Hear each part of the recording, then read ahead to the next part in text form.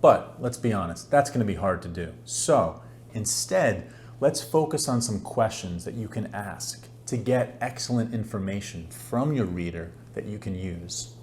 Here are 10 really good examples of questions. Mike, what's the best essay you remember reading and why?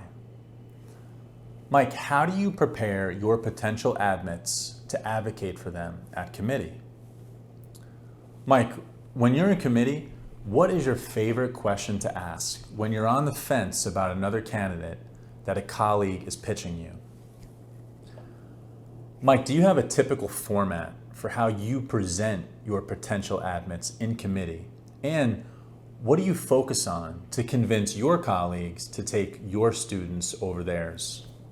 Mike, I know schools look for intellectual curiosity, standout academic interests or skills, and winning personal qualities, but I also know that you guys are human and that your offices intentionally hire officers with different backgrounds who will focus on different things in the admits they select. Can you tell us one quality that matters to you more than some of your other colleagues? Mike, colleges often provide general advice that's hard to apply, like be yourself. Can you give us one specific example of a student you admitted who found a way to do this and how? Mike, besides the activity sheet and personal essay, are there any parts of the common application profile section where an applicant might do something really well that would help them stand out or poorly to hurt their chances? Mike, besides the transcript, what do you think is the most important document in the application and why? Mike, what are some of your pet peeves, things that you see in writing or the activity sheet that rub you wrong or you wish that students would avoid? Mike, what did you study in college and why did you become an admission officer? All of those questions can give you good intel, right? Now it's just an example list. Be creative.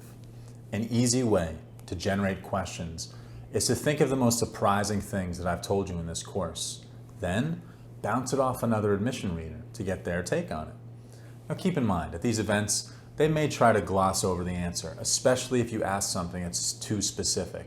So try to model it on the questions that I asked above. They show you're informed and they demand a specific answer.